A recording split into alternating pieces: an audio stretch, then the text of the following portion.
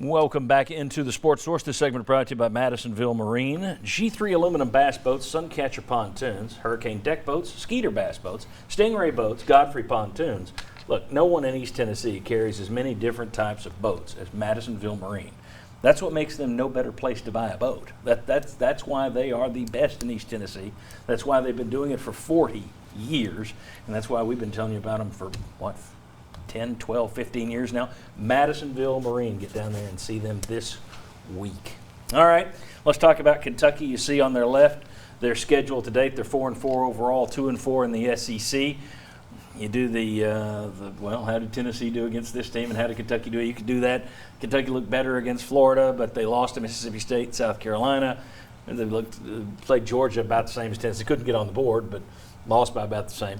The rushing yards per attempt, number 3 in the SEC. Rushing yards per game, number 4 in the SEC. Passing yards per attempt, number 13. Passing yards per game, number 14. Now, the scoring defense, right in the middle of the pack. Now, let's look at their quarterback situation because you don't know who's going to get the nod next week. I say quarterbacks in quotation marks because one of these guys is actually a wide receiver. Tennessee fans will have a little shiver down the spine when you hear Kentucky starting a receiver at quarterback. But Sawyer Smith could be back. Played a little against Missouri last week. If not, it'll be wide receiver Lynn Bowden again. Neither of them scare you throwing the football, as you can see. Not to make Chuck's job any easier, in my opinion here, and we talked about it earlier this year, Jeremy Pruitt has had great success at Tennessee against one-dimensional teams that run the ball and can't throw it. On paper, Kentucky fits the bill. We saw it last year. It looks the same this year. But they got a good defensive line. They've got a good offensive line. How much of a concern do you guys have for this Kentucky team? If you're a Tennessee fan, what's your worry level, 1 to 10? I mean, I'd say probably in like the 6 or 7 range. I mean, ultimately, if you don't control the line of scrimmage, you can lose to anyone. And Tennessee is going to have a challenge there. And Tennessee, they've really improved on the defensive line, but I don't know that the talent is like top shelf there. Offensive line, you have probably better talent, but they aren't playing very well right now.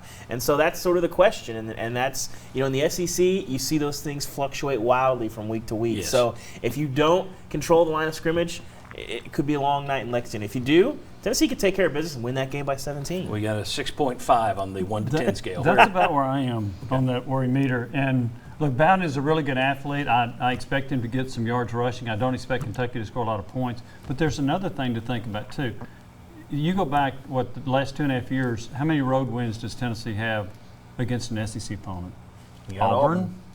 That's it. And Auburn turned it over 3 times. Right. Now, if Kentucky's going to gift you a lot of positive field position like UAB, okay. But to me, Tennessee's offense really scored 10 points against UAB. That's not enough. Kentucky will score at least that, I think. I think it is a concern going in. If you win the turnover battle, okay. But if you're even on the turnover battle, I think it's going to be a close ball game. All right, 6.5, 6.5. Yeah, I agree with all of that. I would start out at a 5. Offensive line's a concern right now because of how physical Kentucky's going to be up front. Defensive line, Tennessee should be able to control, especially with concerns at quarterback for Kentucky. But I would push it more towards 6 than 4 because of the scheduling advantage that Kentucky has. Tennessee's about to play its 6th straight game. Kentucky's coming off an off week. They're at home. We'll talk to our VFLs about that a little later. Yeah, so I'll push it to a 6, 6.5 if you need me to just carry the number. No, I was going to go 5.5. Okay. Again, I'm going to ride the numbers here. And history suggests Pruitt is going to eat their lunch because they are one-dimensional. Now, what we don't know, that is looking only at one side of the football. If Tennessee's quarterbacks come out and put the ball in the wrong color jersey 3 or 4 times, hitting guys in the chest that are Kentucky players, all bets are off. But I don't think Kentucky's going to have much success on offense, even with that big offensive line. So I think Tennessee will win this game. I feel more confident than you guys, but we shall see. To your point, if Tennessee's quarterbacks play like they did against South Carolina, they're fine. Yes. If they play like they did against UAB. Or Mississippi State. I mean, it wasn't a thing of beauty against Mississippi State. I'm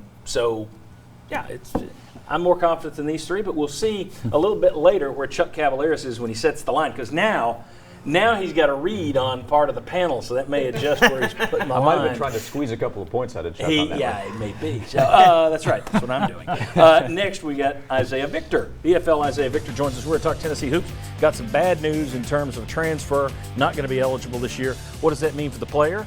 What does that mean for the Vols? We'll talk with Isaiah about that. Come on back on the Sports Source.